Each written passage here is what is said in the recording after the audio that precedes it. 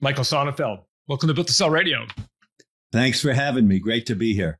I've heard your name many, many times, and so I'm excited to actually have a chance to chat with you. Tell me the origin story of Tiger 21. How did this thing come about? So I was lucky enough at the age of 31 to have my first liquidity event. I had built with my partner the largest commercial renovation in the United States. And it was kind of a fairy tale story. We bought it for almost nothing. It was all debt, very little equity, and sold it for over $100 million. So on a return on equity, it was pretty great. And I found myself at 31 being a post event or post sale entrepreneur, but I'd never heard of anything called wealth preservation. It wasn't even a concept for me. And so when you're 31 and have made a lot of money, you're dangerous. And I assumed if I did it once, it would be easy doing it more times. So instead of thinking about a well-diversified portfolio, I figured, let me just throw a few more chips on the table and they'll all turn out just as successfully as the first. And the reality of the competitive world affected me much more deeply the second time than the first time. And so I had invested in a company, if you know what Zillow is today, where people look up, I essentially created the precursor to Zillow, but our customer set were the professional brokers who could look up a location. And it was before the internet. You can think of those two things, not retail, pre-internet. And when the Iraq war occurred, it had an economic impact and our customer base, the brokers, imploded. And so I wrote off the entire investment. It was a very painful thing. And at that point, the investment was maybe a quarter of my net worth. So big, but not devastating. And then I had to figure out what to do next. The one thing that I remember, many entrepreneurs have seen this, I actually could create a construct where if everything bad going on happened simultaneously, I could lose a much bigger portion of my net worth. It was a fear fantasy, but every entrepreneur has it. And it didn't come to pass. I lost that one chunk of money, so to speak, and 5 years of my life. And so I went back into the real estate business, not the real estate information business, and had a second success even bigger than the first. I built a firm called EMMES, E-M-M-E-S. It means truth in Hebrew, and my initials are M-S, and Michael Sonnenfeld. And we acquired 20 million feet of distressed properties during the savings and loan crisis. And to short circuit it at age 43, I had my second liquidity event, even bigger than the first. But this time I said, I don't want to be stupid like the first time. I want to learn how smart people, after they have a liquidity event, preserve their capital while they prudently grow it instead of risk it and facing the risk of going back to go and starting all over again. And so I had been in an organization called Vistage. Many people listening are either in EO or YPO or Vistage. Yep. Vistage and YPO were focused on CEOs of a certain size. And when you graduate, meaning you sell your business, those lucky few at the high end become potentially members of Tiger 21. But at that point, there was no Tiger 21. So I took 6 people who were in my Vistage group that had been meeting every year. I had been in it for 8 years, and said, we've all sold our businesses. Let's learn from one another what you do after you sell your business to either start another one or preserve your capital. Ultimately, we realized we wanted to think about legacy, philanthropy, the whole life after a sale. When do you start a new business? What do you do with your kids? And so the roots were in 25 years ago, I attracted 6 of my fellow Vistage members to start what then became Tiger 21. Tiger is an acronym for the investment group for enhanced results in the 21st century. And And frankly, we thought that what this was about was taking proverbially supermen and superwomen who had been really successful and helping them grapple with the issues of post liquidity, which if you haven't had that wonderful event, everybody wants to be in that. But if you're in that position, it's a real challenge. It's testing skills and perceptions and knowledge that you didn't have. And that was really the roots of Tiger. I wanted to surround myself with people who were as smart or smarter than me, had a better perspective on how you invest the proceeds of a sale wisely without risking it all over again. And I understand today you've got very stringent criteria for allowing someone to come into Tiger 21. What is the current criteria? So obviously, our marketplace is for people who have a net worth of between 20 million and $1 billion. And by accomplishment, the last statistics show that our total membership, we have 1,600 members, aggregates about $200 billion. It's about 135 million per member. So the numeric average is about 135 million per member, but the most number of members are in the $50 to $70 million range, balanced by many people who have much more than 135 million. And but that's really that's the beginning. We have something called the 5 C's, which has to do with the character and the ability for people to have not only the net worth, but the focus and be willing to show up when they're needed. And so it's really, we're more interested in the character of our members. They have to have we do background checks because people are sharing confidential information. So obviously confidentiality is one of the 5 C's as well. And Michael, each of these. Forgive me for interrupting, but I think you might have just lost some of my members or my listeners. And so I want to go back. Sure. Because most of my listeners would not have anywhere near, what did you say, 50 to 70 million. 20 million to $1 billion. Many of them would be aspiring for that number, but not be anywhere close to it today. Sure. I think it's fair to say that they would, if they were successful in building the business that they're building, sell it, they would get to the bottom end of that range maybe. So what is the minimum criteria? I know the 5 C's exist, but do you have to have $20 million of investable assets to become a member? Or you do, but okay. what the lessons that our members have are applicable to anybody on the entrepreneurial journey. The same issues that we have focused on and learned and honed over the last 20 years, 25 years, can be a real guide and signpost for people who are in the entrepreneurial journey, thinking, how long do I stay in it? When is it time to go? What should I be thinking about? And so what we find is by sharing our story, people who are in the middle of building businesses get a much better perspective.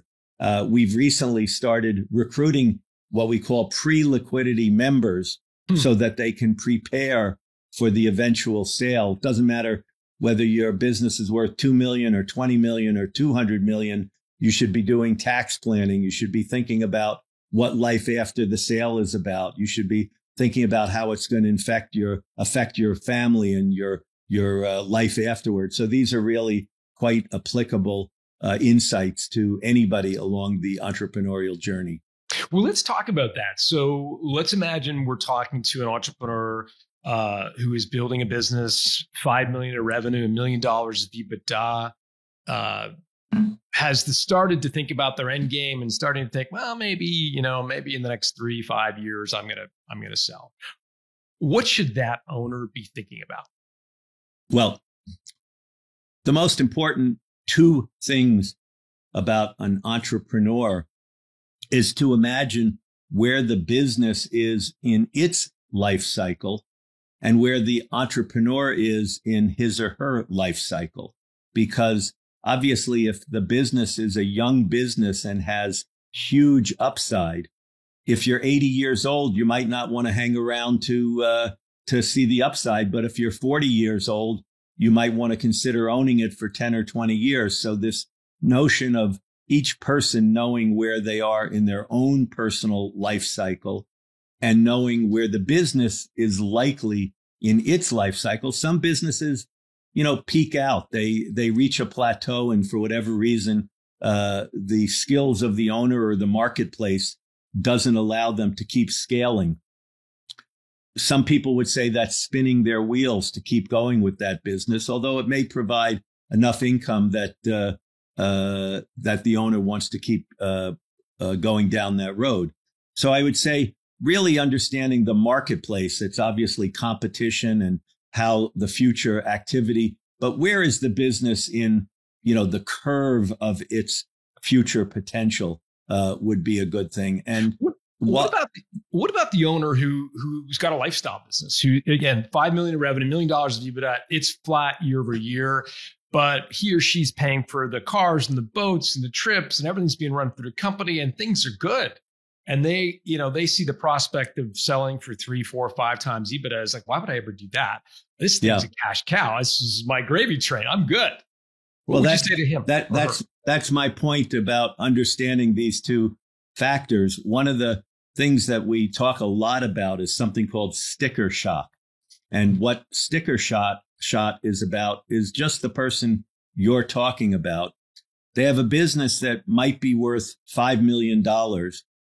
After the $5 million of gains, unless they had QSBS tax exemption, they likely are going to pay a third of that or more in capital gains taxes. That leaves them $3.5 million. And notwithstanding that the market is down this year, if you invested it, the most you could expect to sustainably earn is 5 or 10%. Let's say it's 5% if you're putting it into bonds. 5% on $3.5 million is an awful lot less than $1 million.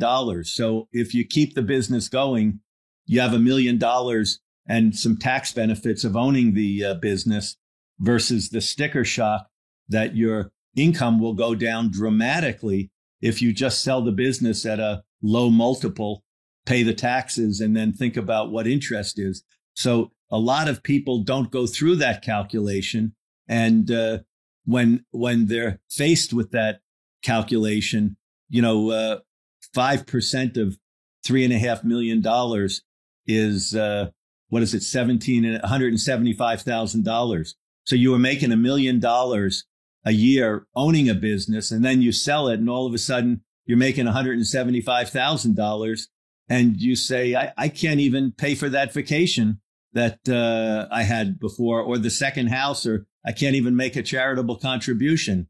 So one of the most important things is obviously some businesses, because of the nature of the business, will sell at a low multiple. Other businesses will sell at a high multiple. A high multiple business is more likely to be able to replace the income you're earning on an after-tax basis than a low multiple business. And you better know which one you're in before you start thinking about it. Well, let's talk about another scenario where I just got off the podcast with Christy. She built an Orange Theory set of franchises, and she was on paper really successful. I mean, EBITDA margins, I think they were like 40% margins. I mean, this was a successful juggernaut business, yet she was cash poor. Every time she made any money, she bought another franchise. She built out another franchise. So she on paper was making all kinds of money, but it was a thirsty, very, very hungry business. And so kind of woke up at age 40, 45, 2 young kids thinking, holy moly, like I'm all in. I've got all these lease commitments. I'm basically negative, not negative net worth, but I'm certainly negative cash flow. Yet on paper, I'm worth all this money. What should she be thinking about? Just what you're talking about. If some businesses to grow require a lot of capital. A few very lucky businesses generate capital as they grow. In other words, an insurance company that has premiums that you can invest has more capital, the more it grows, whereas more cash, the more it grows.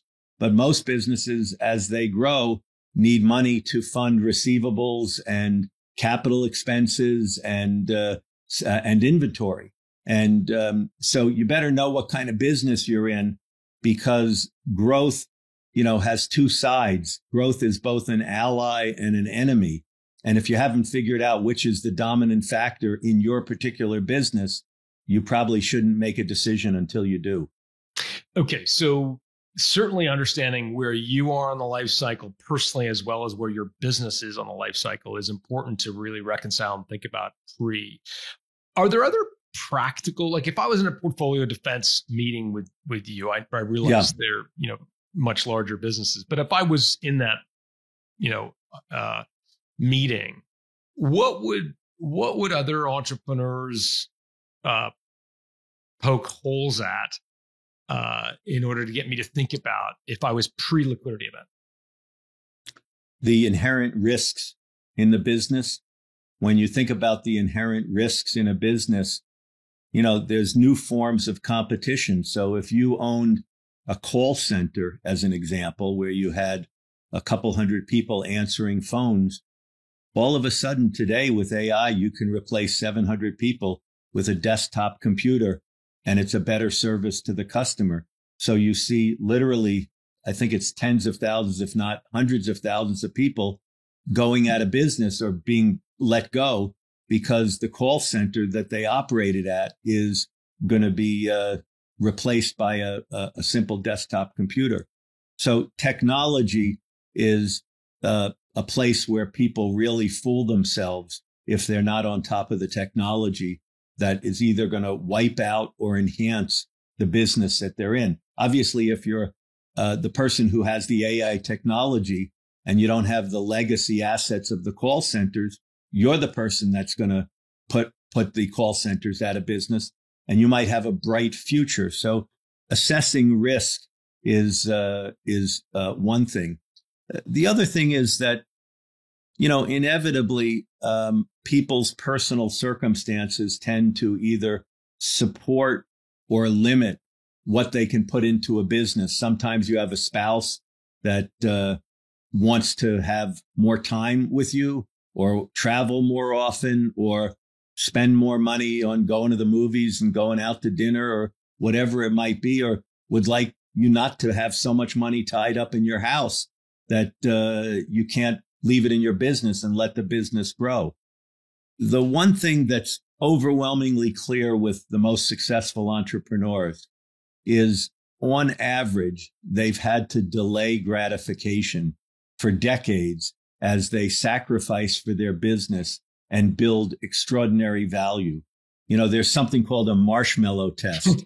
The marshmallow test was done at Stanford University with 3-year-olds about 50 years ago. They put 23-year-olds around a table and put a marshmallow in front of each of the kids. And the instructor said, I'm going to be back in 20 minutes. Anybody who still has their marshmallow, I'm going to give them 2 marshmallows. Well, of the 20 kids, I forget the exact number, but probably 17 or 18 of them couldn't wait the 20 minutes. They ate the marshmallow, and 1 or 2 or 3 kids had the fortitude to wait, and they got 2 marshmallows. Apparently, that marshmallow test, they tracked those kids for the next 30 or 40 years. That simple marshmallow test is the single best predictor of future success of any emotional test ever devised, because it's all about delayed gratification. And, when I wrote my book on entrepreneurs, it became clear that delayed gratification, if you're not prepared to delay it and you don't know how to do it, it's tough to be an entrepreneur that's building a real business for the long term. I'd say, one other thing that's a big lesson about entrepreneurs, because it's a universal lesson, is to figure out if you have any mentors. Many entrepreneurs are kind of lone rangers for whatever reason, but some lucky few figure out how to build a community or a single mentor who has the ability to help them. And my research has shown that if you take 100 people from any industry and line them up from least to most successful, by any reasonable standard. So if you're a doctor, it might be articles published. And if you're a writer, it might be books published. And if you're a financier, it might be how much money you made. But whatever the most reasonable way to measure success is, if you line those 100 people up, the 50 on the side that are most successful will overwhelmingly have had mentors. And the 50 who have the least successful will overwhelmingly have excuses for why they don't have mentors. It's just kind of a universal truth. Well said. So think about the network. You know, Tim Ferriss is a big fan of saying you're the average of the 5 people you hang around with most. I'm not sure where he got it from, but that idea of having mentors, having a mastermind group that you're part of, et cetera, thinking about where you are in the life stage, et cetera. That's super helpful. And of course, sticker shock for sure. What do you see when people have the liquidity event? I'd love to kind of zero in on the next 12 months. So, you know, the check clears, and on Built to Sell Radio, we often hear about like, where were you when you saw the check clear? Like, were you refreshing your bank or on your phone? Like, it's a fun little thing to hear people's stories about when they saw the zeros in their bank account. Take me through that to the next, 12 months on. So that 1 year period. What are you seeing in terms of what people do during that time? What are the mistakes? What are the best practices? Well, obviously, it depends how much money you get out of the sale relative to your current cash needs. Because if you end up with $1 million from a sale and your lifestyle is $300,000 a year, you better start figuring out what to do pretty darn quick, because the money isn't going to last long. But assuming that it's kind of I'll say a liquidity event that is a life-changing liquidity event in terms of its dollars, whatever the scale is that you have. The first is to realize that on average, the skills that allowed you to be a great entrepreneur predispose you to be a mediocre investor. They're 2 completely different skill sets, and very few people, if you're not either an entrepreneur or an investor, look at them as if they're the same. It's kind of like we think of snow as that white stuff that comes down from the sky, but Eskimos have 9 different varieties of snow that they know. And the life of an entrepreneur is radically different from the life of an investor. An entrepreneur tends to be very focused on a single opportunity. No investor can afford to focus all his resources on a single opportunity, because if it goes south, they're left with nothing. So good investors know how to diversify prudently, not diversify. You don't need 200 investments or 100 investments, but if you only have 1 or 2, you could really have a systemic risk that could put you out of business. The entrepreneurs tend to be much more intuitive. Another way of thinking about it is entrepreneurs particularly successful entrepreneurs, tend to get in a groove of some natural sweet spot. If you're a great salesman or saleswoman, you're going to have a sales company to maximize your success. If you're a great designer, you're going to have an architectural firm. But the point is that you can't design the investing world in the same way. The investment world requires, diversification across lots of platforms. So the biggest mistake the biggest 2 mistakes that people make right before and after selling is they don't adequately do the tax planning leading up to the selling. So they tend to either still have a business in their estate instead of possibly in their children's estate, and they don't set it up in a way to do that. And there's sometimes some charitable things you could do to save a lot of money. It's all about what I'd call tax and estate planning. But assuming the sale is over and maybe you've been lucky enough to plan it exquisitely, just to give you an idea, by the way, I was just involved in a transaction where if I hadn't done efficient planning, I would have been left with 1/3 as much as I was, even though of the 3 times as much, so to speak. 1/3 of it was in a foundation and 2/3 of it were in my kids' names. But we ended up with 3 times the resources, even though arguably 1/3 of those resources are now charitable. So, if you ended up with $18 after estate and income and capital gains tax, or $52, would you rather have $52, even if 1/3 of it was in a charitable foundation, or would you rather have $18? I'd rather have $52 than $18. And that's how sometimes planning works. But my point is that after the sale, the biggest mistake that members tend to make is overconfidence. And the reason they have overconfidence is the marketplace has just told them what a genius they are. They sold this business that they might have started with almost nothing, and they created millions of dollars of value. They must be a genius. Well, in the small, inefficient world of entrepreneurial companies, they may have found a niche, but once you have capital to invest, you're competing with the world's best investors across every platform. So you have very little inherent advantage in the capital markets, where you may have had a lot of advantage as a small-time entrepreneur. If you were a paper cup manufacturer, you might know more about paper cups than just about anybody else. But if you sold it for $5 or $50 million, now you are putting money in where there's trillions of dollars competing with you for every investor. It's hard to have an edge. So the thing that we do is we say, go slowly. Don't think you know as much as you think you do. And, Malcolm Gladwell wrote a book about 10,000 hours, that it takes 10,000 hours to really master anything. And amazingly enough, we find that at about the 5th year mark, after people have sold their businesses, when they really start hitting their stride as reasonably competent investors. But obviously, for every 100 really smart people who are investors, 1 or 2 of them is going to outperform all the rest for a reason, and many of them will underperform. So humility and realizing what people's capacity is probably the most important mistake, because otherwise you have rookie mistakes. You invest too much and you lose money before you know it. And it's like, if it took you 20 years to make that sale, you can give up the last 5 years in a heartbeat if you make a bad investment. So go slowly and have a little humility about what you know and don't know.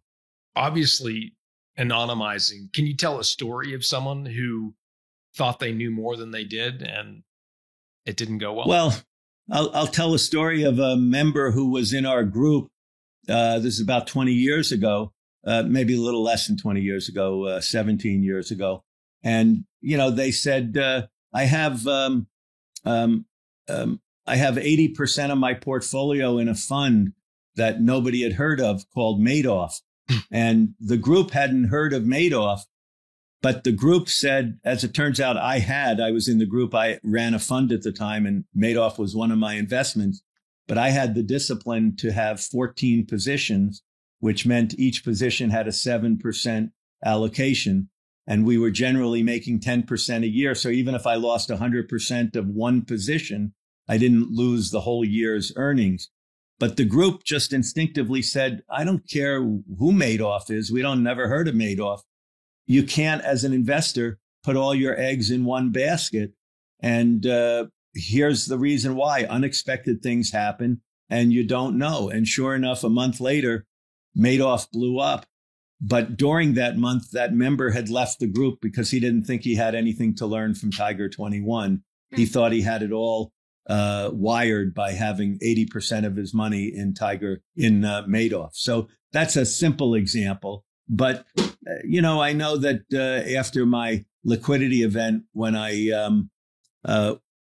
made an investment that was, to me, I was embarrassed that I was only giving this fund manager 10% of what I had made. But today, I would never even invest that much in a new fund that I didn't know that much about. So when you make a lot of money, you kind of have a big ego about it and you want to appear like a strong investor. And somebody says, let's say you made $20 million, you should put $2 million into this fund. And you figure, well, it's only $2 million.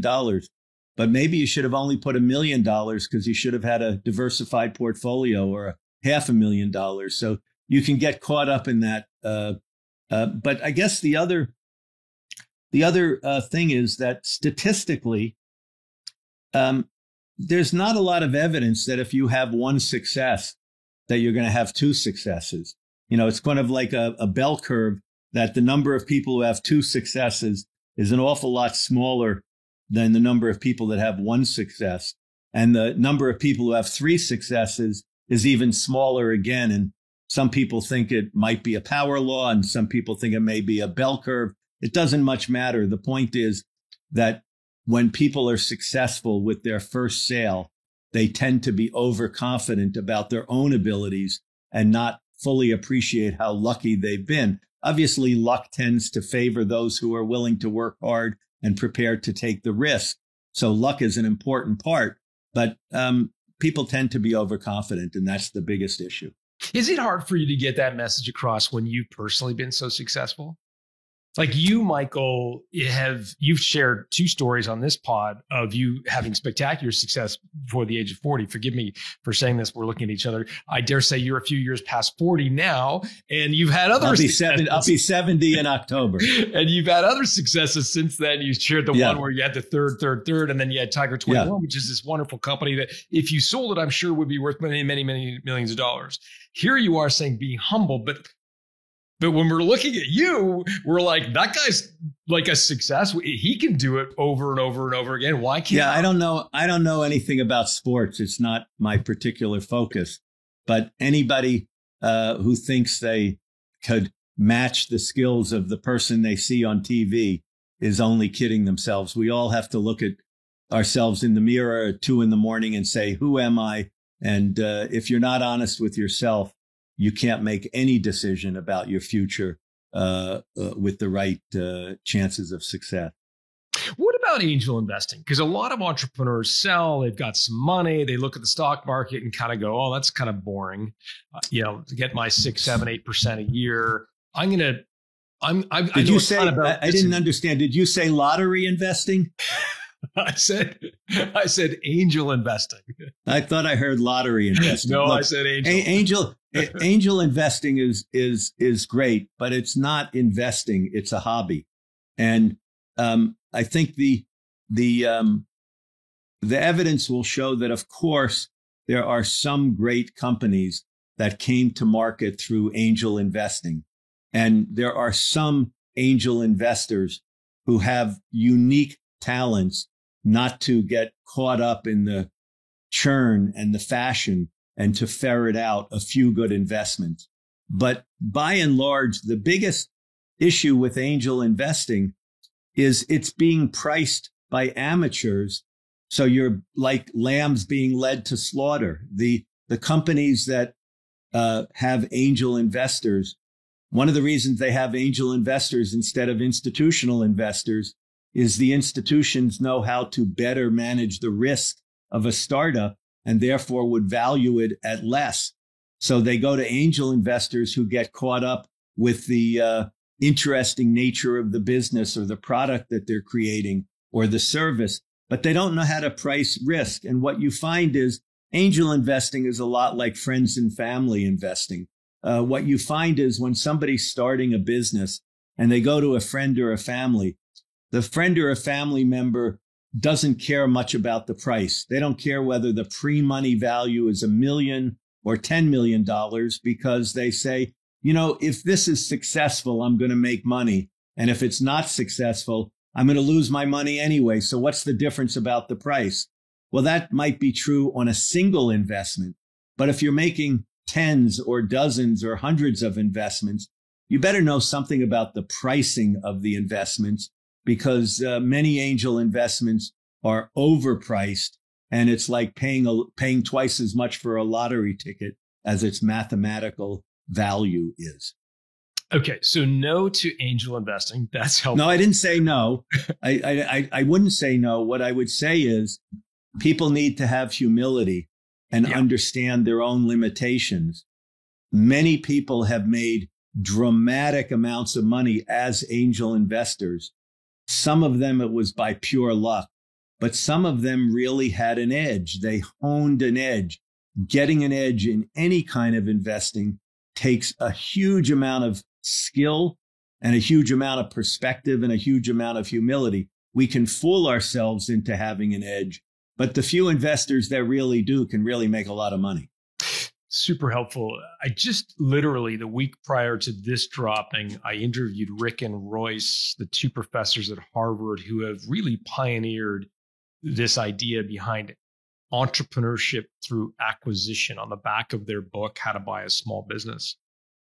I guess I'd be curious to know, I guess it's a close cousin to angel investing where a cashed out founder uses some of their wealth to buy a business. What are your thoughts? What have you seen among your members about buying another business versus starting? There's a fundamental asymmetry between the seller of a small business and the buyer of a small business. Goes to what I said before about understanding not only where the business is in its life cycle, but where the owner is in their life cycle. And typically, you have a business owner who might have been growing a business for 20 or 25 years, and they're just sick and tired. They're exhausted or they're ready to retire. So that business's value is driven more by the owner's life cycle than the business's life cycle. And a good buyer of small businesses will take advantage of that. They'll realize that they can underbid for the business relative to its inherent value, because number one, it's an illiquid, imperfect market, but that the seller really is a motivated seller. They, God forbid, might have a disease and they have to an illness, or they just might be tired. They've just had enough. So obviously, some businesses promote themselves and the buyer overpays for it. But generically, when the seller is an individual who's above 60 years of age or 70 years of age, doesn't limit it to that, and the buyer is a professional buyer who can really assess the risks, there's an asymmetric benefit to the buyer, because once the process gets underway, the company is in play. The seller is already thinking about the vacation he's going to go on or she's going to go on with their family. And before you know it, you might lose 10 or 20 or even 50% of the value just to get the deal done. And to go back to our recently cashed out founder who's trying to figure out what to do with the rest of their life. Let's imagine he or she is in their 40s. They've got a chunk of cash and they're looking at, okay, let's say they've got $10 million and they're like, okay, I could put that in the stock market and get 7, 8, 9 points a year. And unless you lose 14 points in the first 3 months of the year. Yep. And they're looking at that as an option and saying, okay, that's one option, but what would I do with my life? Another option they're looking at is angel investing, and we've sort of gone down that road. But another option is like either starting another business or buying a business. Right. I'd just be curious to know from your experience with the members you've seen, what's the hit rate on starting versus buying another business, given they've got capital? That's a great question. I'd like to answer it this way. Most successful entrepreneurs or investing entrepreneurs or entrepreneurial investors, use whatever term you want, learn how to scale and repeat a business. They find, I develop a warehouse, I sold it, or I tenanted it. Oh, I know how to do a warehouse. Let me do a second warehouse. Let me do a third.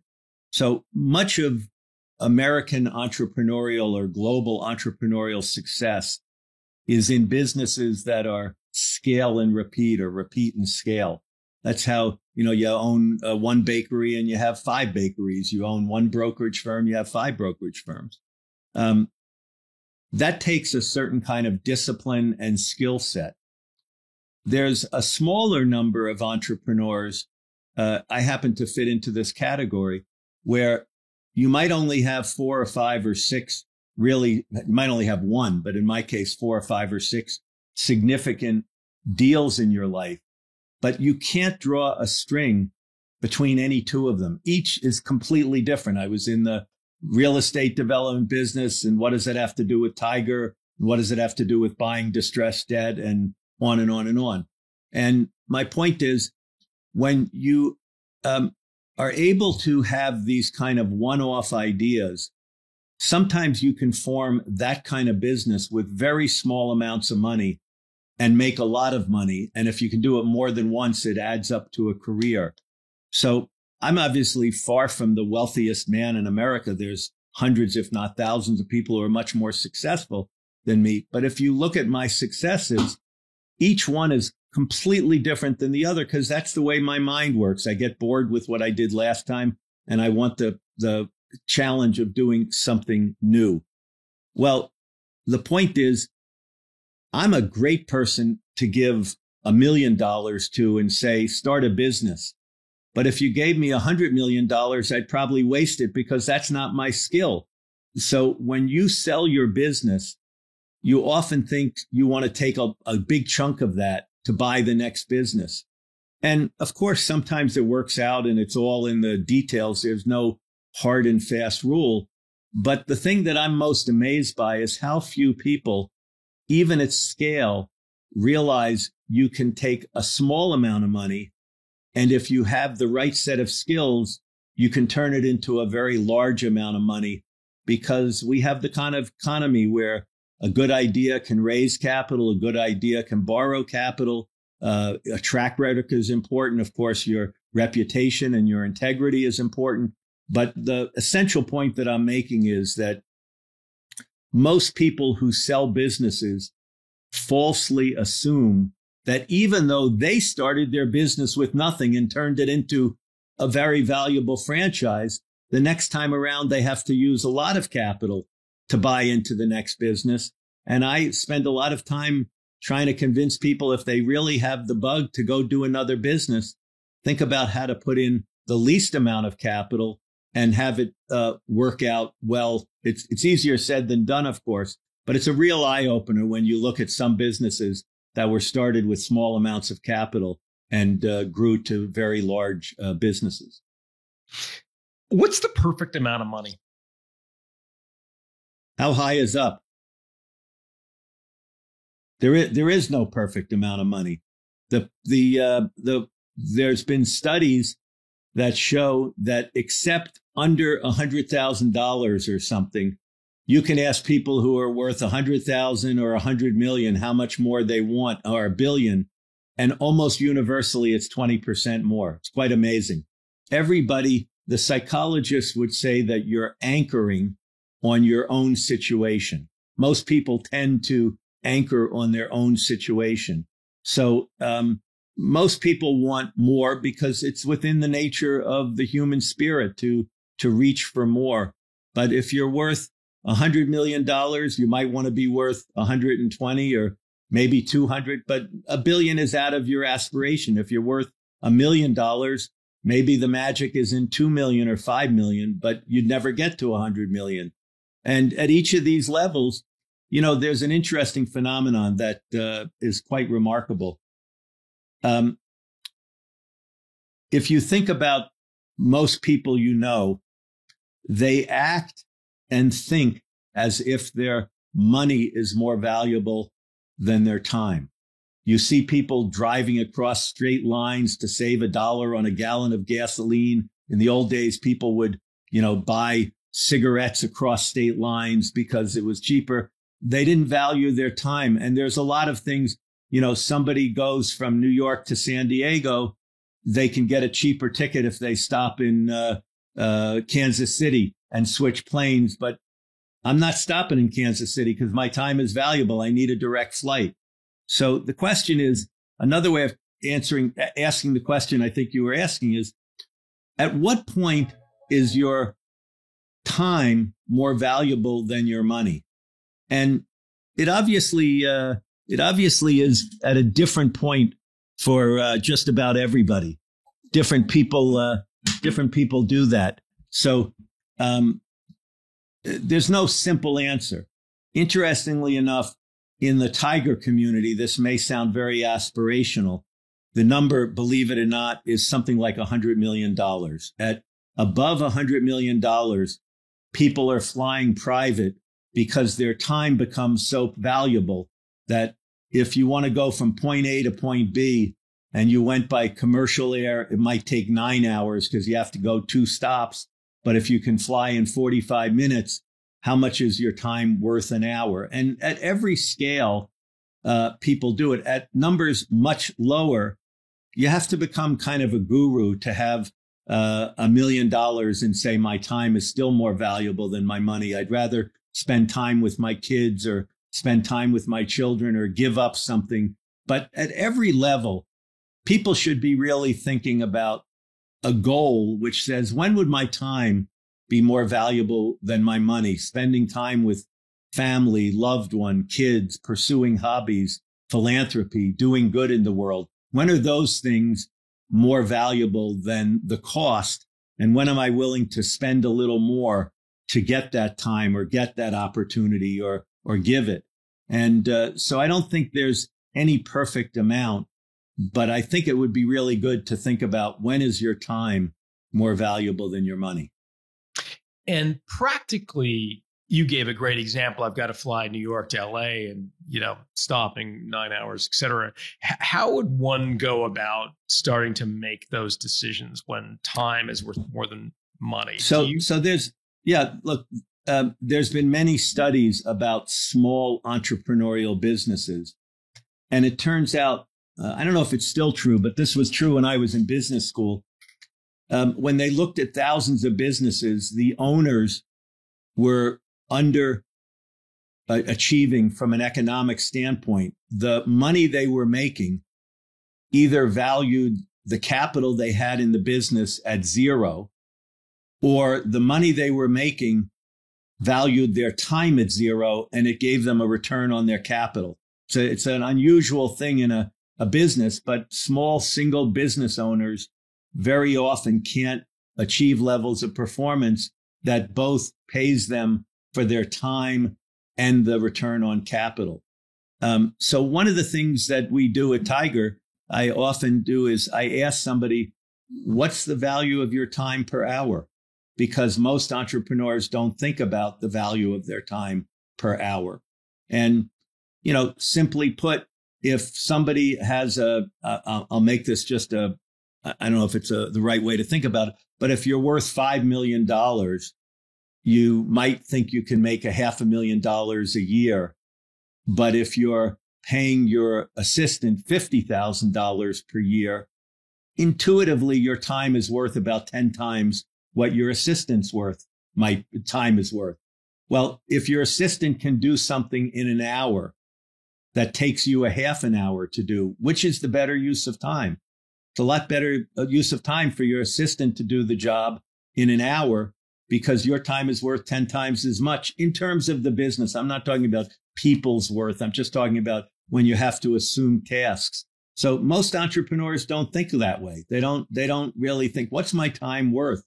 But I spend a lot of time thinking about what's my time worth, because when I'm traveling or I have a choice to do something, or I can give up something to be able to have dinner with one of my kids or my wife or family or whatever, I just want to have a kind of sense of, when is it economically reasonable to do that?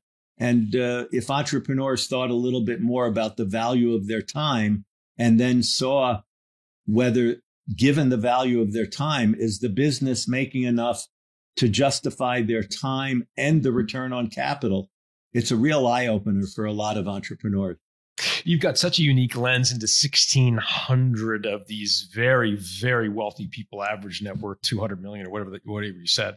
Just an enormous amount of money, but probably one of the only people that has a lens into these folks. What is the quirkiest thing, the most unusual thing, the most surprising thing they spend money on? Well, there's a lot of studies. Our community is primarily first generation wealth creators. That's very different than inheritors of wealth. You could have two people of the same net worth, one who grew up with wealth and inherited it, and the other who made it from scratch.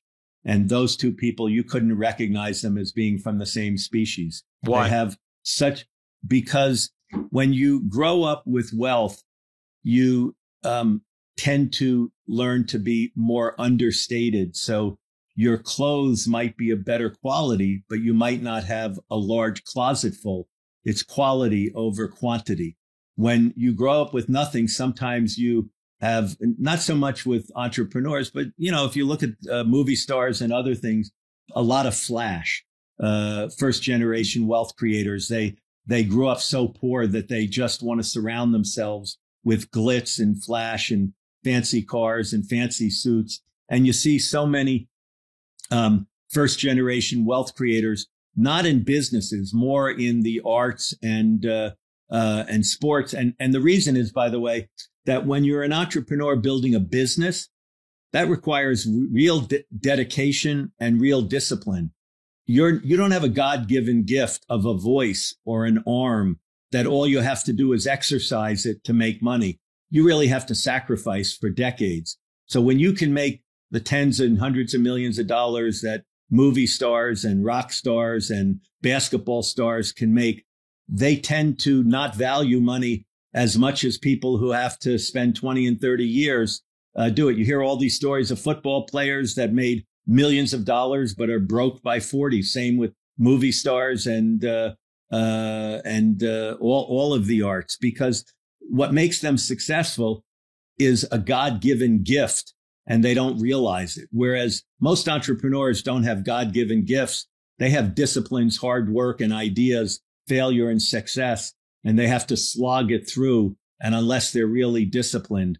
So there's a huge difference between money, depending on how you make it and whether you really had to work hard for it or not.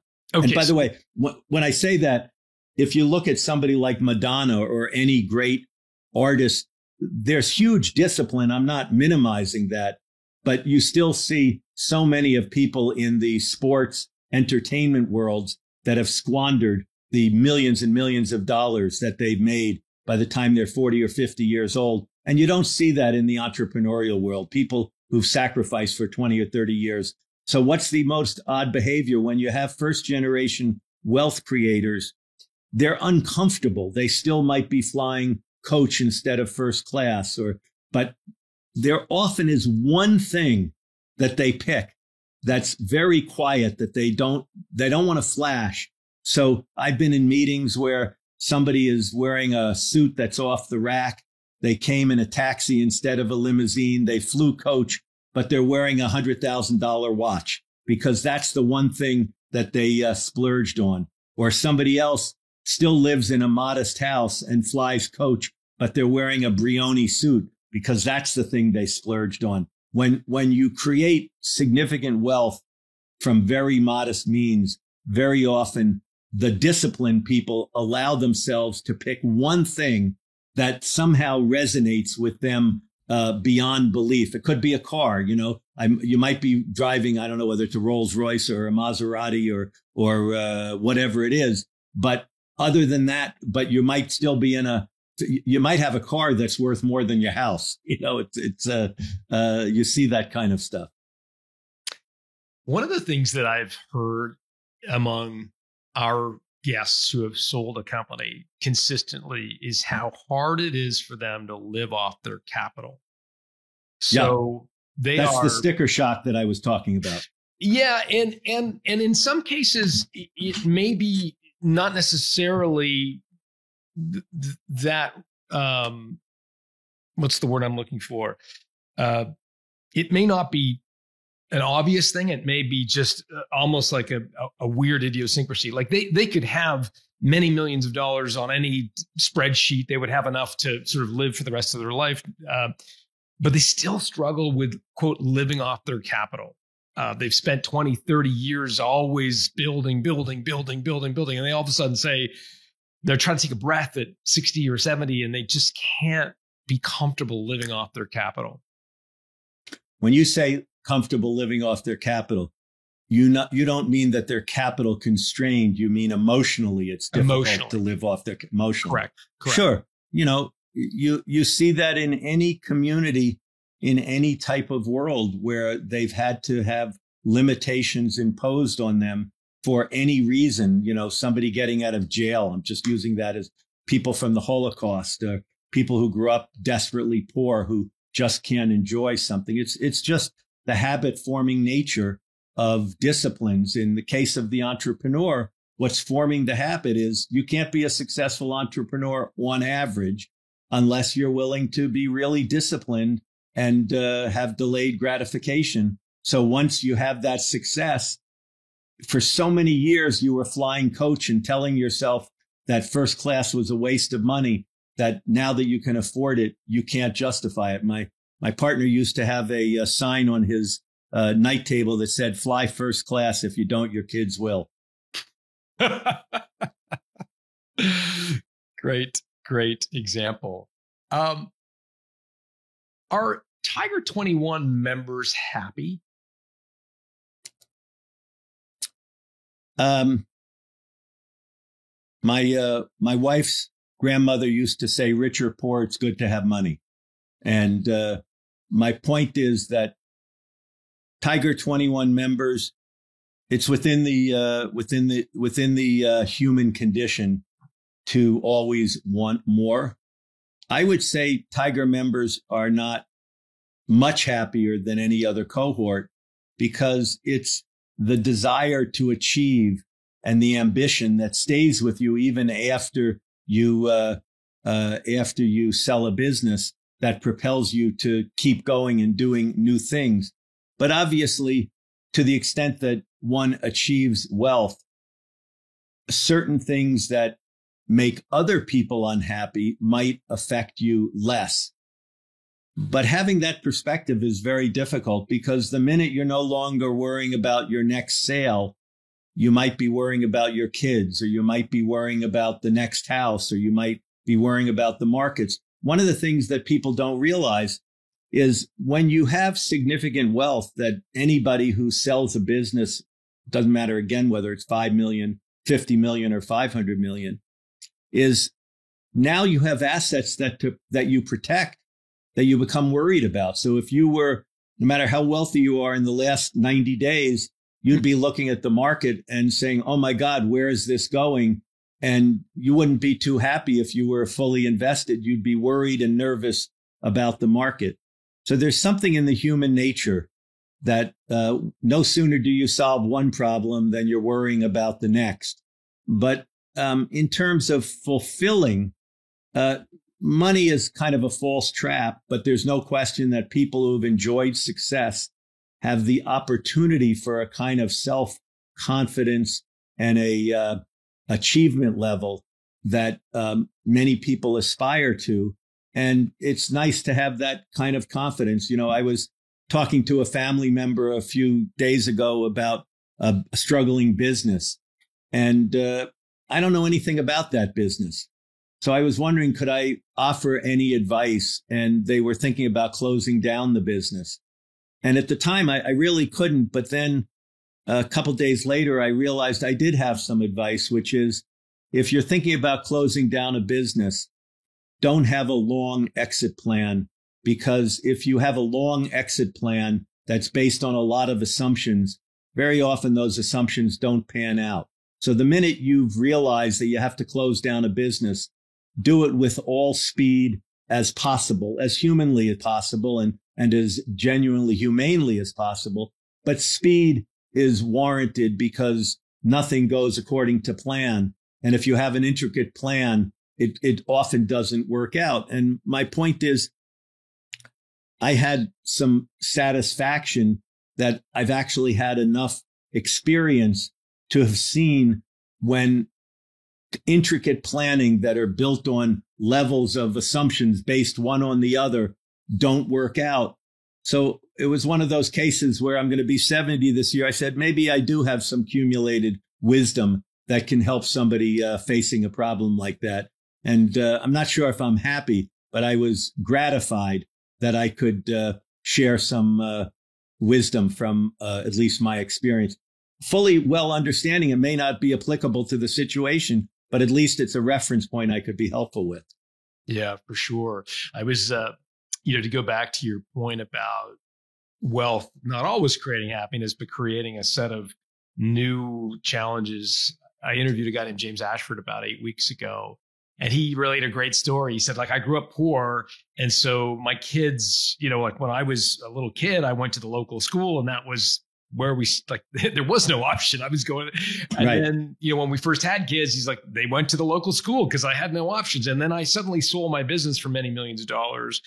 And all of a sudden I had a choice, and it created friction with his spouse because they were now trying to figure out with their thinking around money and how they thought about wealth and educating their kids. It's the crisis. If you pull into a parking lot and there's one spot, you're taking it. If you pull into a parking lot and there's 30 spots, you can go into paroxysms of confusion about should I park near the staircase or near the exit, or do I want to walk, and on and on and on. And, I think that when we think about Tiger, everybody would say, those are problems I'd like to have. But with wealth opens up some new issues that sometimes people don't normally think about. And that doesn't mean you're not lucky to have them, but there's still problems that have to be dealt with, and skill sets and knowledge bases that need to be brought to bear. Most people in America, if they think about going out to dinner at night, the cost of the dinner or how fancy the dinner is a consideration. So You're not going to go out to the fancy French restaurant 2 nights in a row. They might have pizza the second night.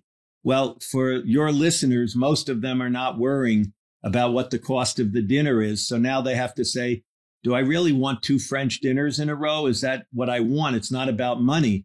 And with every issue, children, schools, vacations, homes, travel, jewelry, everything you're going to do is going to have choices. And some of those choices are going to be difficult, and trying to do them reasonably and keep things in check is a whole different kettle of fish. How do you avoid screwing up your kids?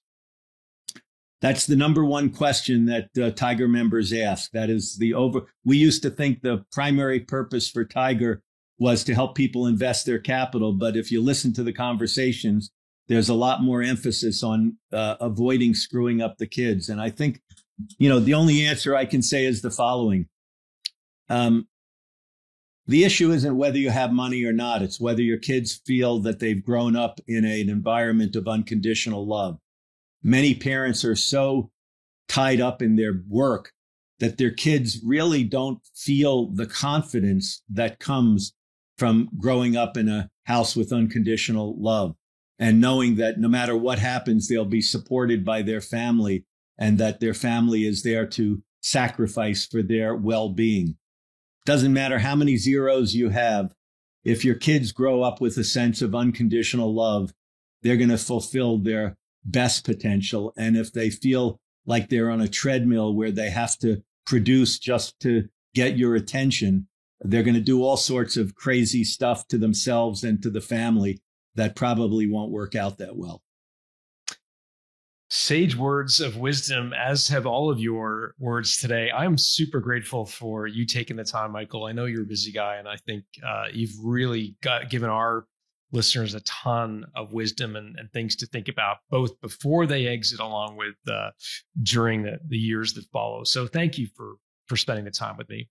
Thanks so much. This was a lot of fun. Appreciate your interest. Yeah. And Michael, where can people learn about you, Tiger? Where would you point people if they want? www.tiger21.com. These days, if you go to any AI assistant and ask any question, you'll get an answer. So anything you're interested in, I don't know why you'd be interested in me, but if you were, just put my name into Perplexity or ChatGPT, and half the stuff for sure is likely to be true. We'll put Michael's coordinates and the Tiger 21 website all in the show notes at Built to Sell. Michael, thanks for doing this. Thanks so much.